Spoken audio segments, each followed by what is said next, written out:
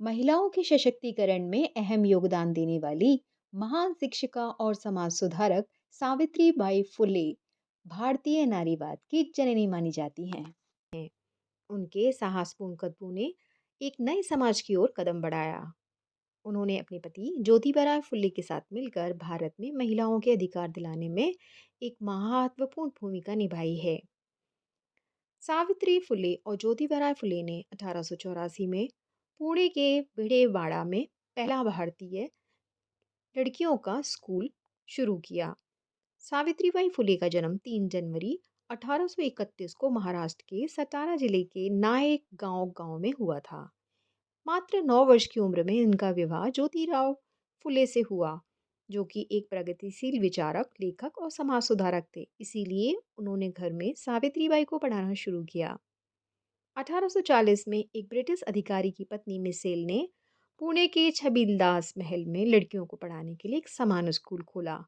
सावित्रीबाई भी वहां पढ़ने जाने लगी और वहां उन्होंने अनुभव किया कि शिक्षा से परिवर्तन का एक शक्तिशाली उपकरण है, और क्योंकि अशिक्षित व्यक्ति अपने अधिकारों को नहीं जान सकता।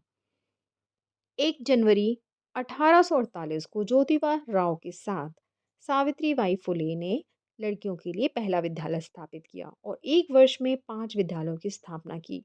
वो न केवल महिला और दलितों की शिक्षा और आर्थिक विकास तक ही सीमित नहीं थी, बल्कि अल्पसंख्यक समुदायों की शैक्षिक स्थिति में भी सुधार लाने के लिए वो चिंतित थी। ज्योतिबा राव फुले की कोई संतान नहीं थी, लेकिन स्कूली बच्चे ही उनकी संतान थे। सावित्रीबाई ने अपने जीवन को एक मिशन की तरह जिया। उनका उद्देश्य था कि विधवा महिलाओं का विवाह कराना, छूतछात मिटाना, महिलाओं की मुक्ति और दलित महिलाओं को शिक्षित करना। आज से 191 साल पहले, जब महिलाओं का स्कूल जाना पाप माना जाता था, एक बड़ा ही संघर्ष हुआ करता था। उस समय न केवल उन्होंने पढ़ाई की, बल्कि बालिकाओं के लिए आगे बढ़ने के लिए एक मार्ग प्रशस्त किया। 1897 को प्लेग के कारण सावित्रीबाई फुले का निधन हो गया।